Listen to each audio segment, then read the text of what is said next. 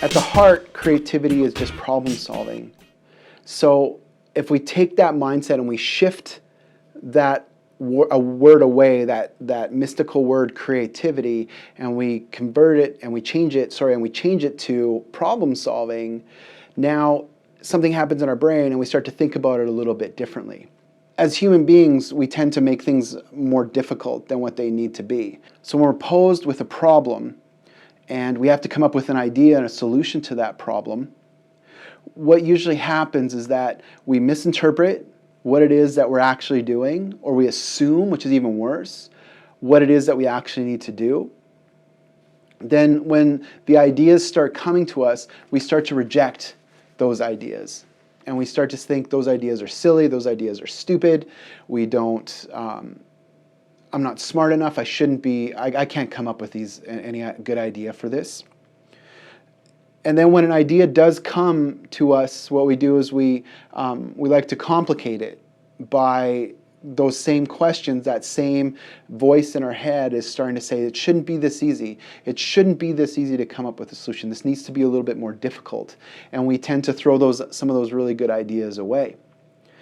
And then when we actually solve and come up with an idea, or when we're actually at the point where we need to solve the problem, what we're doing now is we're questioning everything that we've done. So we question, is this really going to work? I'm not really this smart. I'm not really this creative. And that, by doing that, and that's, just think of, if you do that every time you're posed with a problem throughout the day, or every time you have to come up with an idea throughout the day, you've spent many years of your life conditioning yourself to not allow great ideas to come out, or when they do come out, we censor them to the point where we can't use them.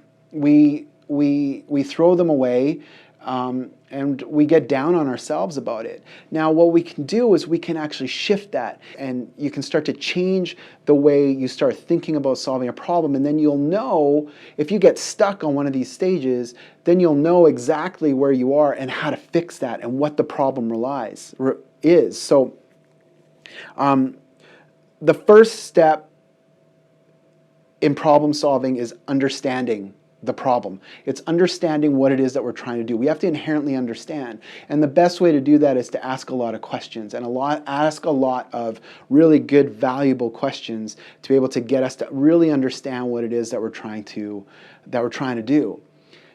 And sometimes that maybe we don't have an outside influence, so we have to ask ourselves, or we have to consult. Nowadays, the joy is that we can go and we can consult Uncle Google, and Google can start to give us all of this information, and we can start to pick and choose from some information to start to really understand that problem. Now, the second step is once we understand the problem, when the ideas will start coming. Some of the ideas are not good, but what we need to train ourselves to do is we need to train ourselves to welcome all of these ideas into our mind and out into the world. No censoring, just let it all come out and just dump it all down. Write them all down. Don't worry about if it's the right idea or not. Just get the ideas out. Just keep working through those ideas. And at the start, write those ideas down. But when you start getting better at this, you can start doing it inside, and you can internalize it, because your brain is just starting to work a little bit different and working a little more efficiently to solve that problem.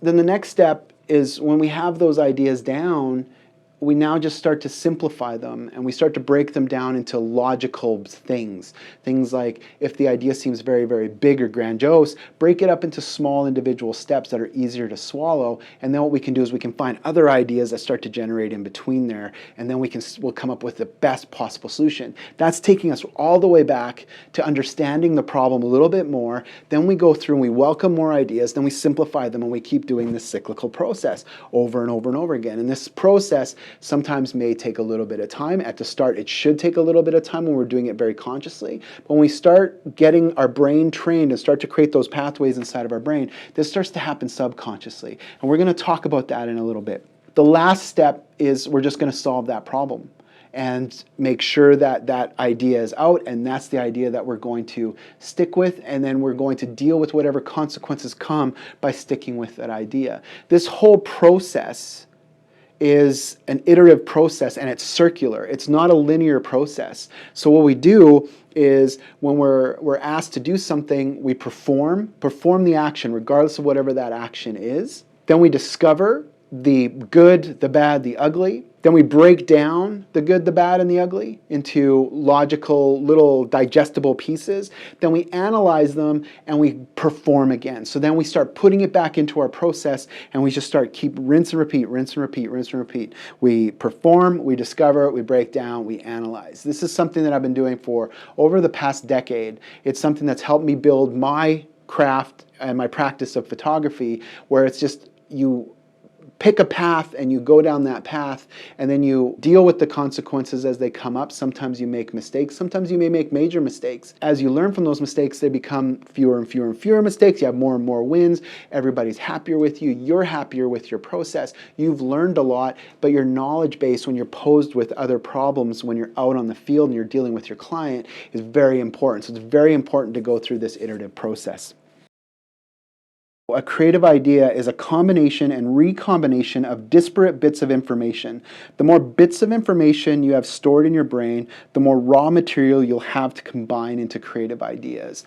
So the more expansive your knowledge is, the more influence you have from outside sources, the more that's going to contribute to your unique way of coming up with ideas. We all do this very uniquely. We all have very unique experiences in our life, and we all have different likes and different passions and different things that get us fired up, and different experiences that we have, and all of those little bits start to go into coming up with a creative idea.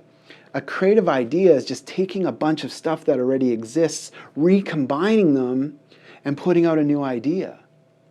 So it's not about pulling something blankly, clearly out of the air. What it's about is it's about taking all the knowledge that we have and our experiences and combining those things together to be able to come up with that solution, that creative idea.